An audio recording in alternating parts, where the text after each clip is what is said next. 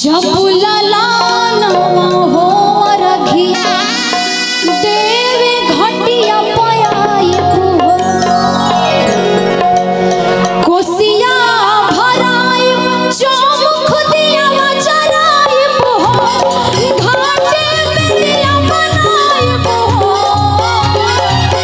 कोसिया भराई चौमुख दिया चराई घाटे में दिया बनाई छठी मैया गोदिया में देबू जब ललानवा हो रघिया देवे घटिया पयाई छठी मैया गोदिया में देबू जब ललानवा हो रघिया देवे घटिया पयाई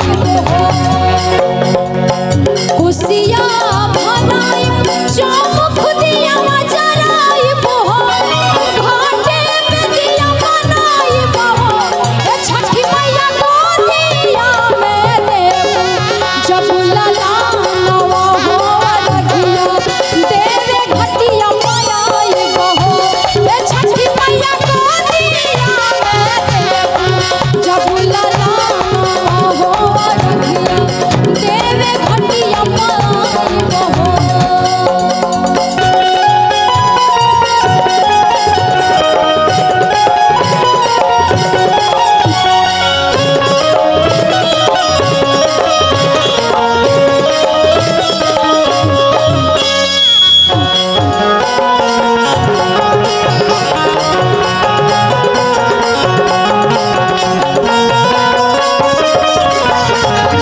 छठी मैया की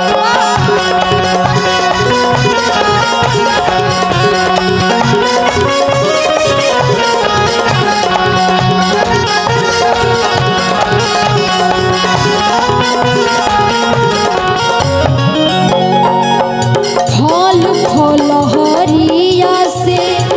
दौरा सजाई अपना बल मुझी के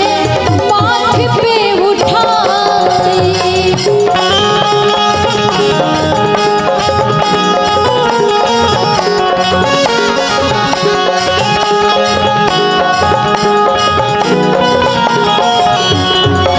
फल फल हरिया फल फल हरिया फल फल हरिया से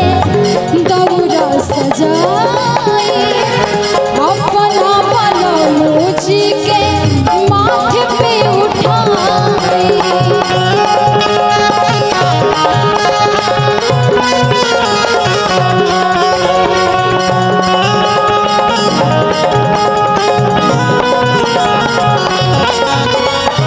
घोवात ले आई छठी मैया रज कर